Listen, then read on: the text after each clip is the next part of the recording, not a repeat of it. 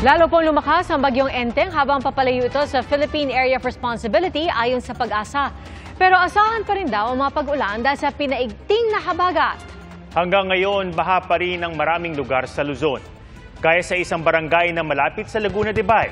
Saksi live si Nico Wahe. Nico? Aton Pia, baha pa rin hanggang ngayon dito sa Barangay de la Paz sa Biñan, Laguna. Hindi tulad ng ibang binahan lugar na mabilis humupa ang tubig pag tila ng ulan, dito tumatagal daw ng linggo. Minsan pang araw, umaabot ng buwan.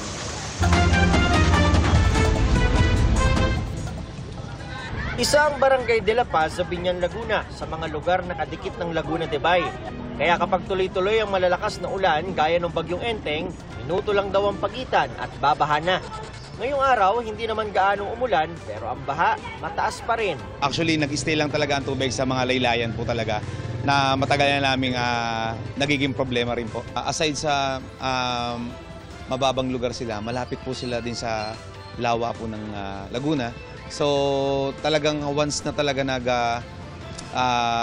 nag-overflow na o mataas na po ang level ng tubig ng Laguna de Bay, talagang automatic po pumupunta po sa mga residential po yung tubig.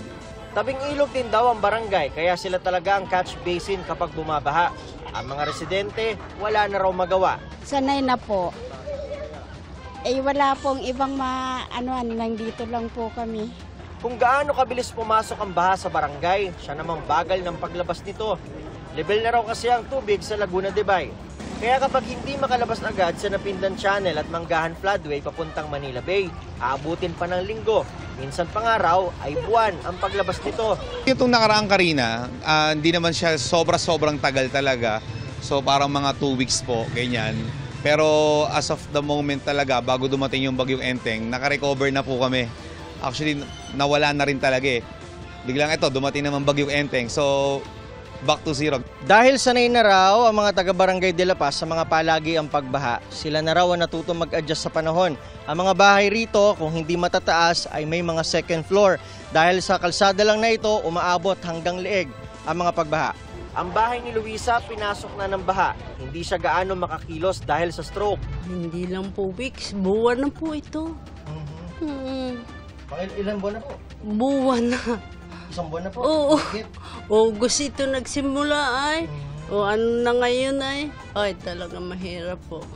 Buti na nga lang daw at hindi inaabot ang inihigaan niyang sofa. Sa kabila naman ng baha, maraming residente ang hindi tumitigil sa paghahanap buhay para may makain. Tulad ni Mads, may tinda siyang gulaman at popcorn. Pangkain din po. Nakakaano ng pambili ng bigas. Tsaka ulam.